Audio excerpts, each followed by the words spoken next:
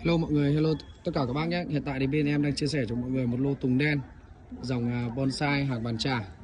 Hàng này thì nó là toàn hàng khai thác đây, hàng rất là già rồi. Form nhà em thì có giá từ hàng hơn 1 triệu cho đến hàng một vài trăm triệu.